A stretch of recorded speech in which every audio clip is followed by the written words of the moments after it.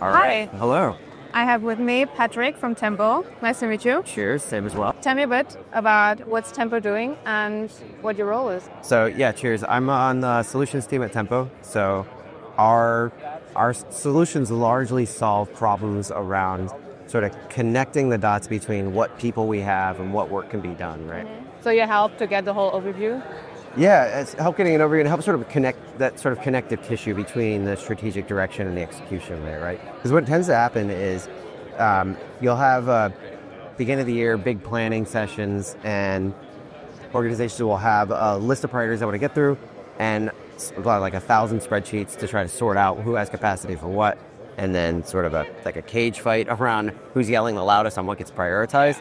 And then 3 months in, the plan is completely trashed because some headwinds came about, or we learned something about a competitor, and now everything has to be redone. And that can be a very arduous process, right?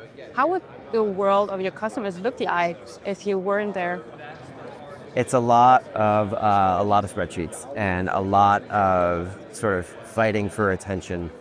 So what tends to happen whether it's a new prospect that has recently solved problems with Tempo, or whether it's an existing customer that has grown with it over time, what we tend to find is there's a disparity to where the tracking is taking place for those. So they're taking all the work inside of Jira, they're exporting it, they're massaging it, building charts and dashboards on it, and then every team has their own way of defining, here's what we can accomplish, here's how we're measuring what our available capacity is, and then having to put all that back into place. So they're spending literally hundreds of hours across the organization every time they have like a quarterly planning cycle to get this baseline, and by the time they get it in, it's not true anymore. So you're integrated within Jira? Yeah. You said dashboards. Can you show something? Yeah, so I think what might make sense is we can kind of walk through, imagine a quarter in the life of a portfolio manager. Yeah. The idea here is when we've got this backlog of work, whether it's for now in Jira, right? When we've got this backlog of work and we want to be able to decide what can we do. So we've got, some pre-suggestions around what work might get done, but then when you want to see what we could commit to, so if we refine some parameters around, I know that our estimates are usually off. So I want to decrease my confidence in our estimations for this because it's new, right? Maybe if we had a bunch of refined work that was in the backlog that we couldn't prioritize before and we're doing it now, maybe we do have more confidence in the estimates there. But if we're doing some new work, maybe we don't trust the estimates that much. Maybe we don't want to set, we want to set like a realistic buffer of how much capacity people have. And then we want to build out our scenarios based on what's there. And then we can see what's above and below the waterline, right? So being able to decide if we have various attributions to where we're scoping work, let's give it a really small scope here, right? We can see what falls above and below the waterline. So now when we're deciding what we are going to do, we're also deciding and acknowledging what we're not going to do. That comes back into play of when we've got these scopes of work where we're deciding, here's what we are committing to, but we're acknowledging that under these parameters of this plan, we're not going to be able to get our personalization engine development done.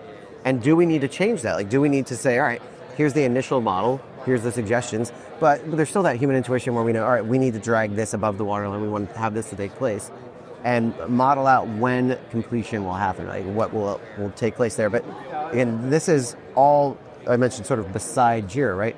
Right now, we're just scenario planning. We're deciding what plan do we want to commit to. And we're able to build several plans. So we've got our risk optimized plan. We've got our, here's what would happen if we were able to increase our capacity by 30% plan, right? And be able to present those. And now we can start to sort of put a better look at what the future might look like for us if we make certain decisions now. Coming to an end, what is one thing that I forgot to ask you or you want to have people know, either our customers or the Seibert team? So what's a question that we didn't cover?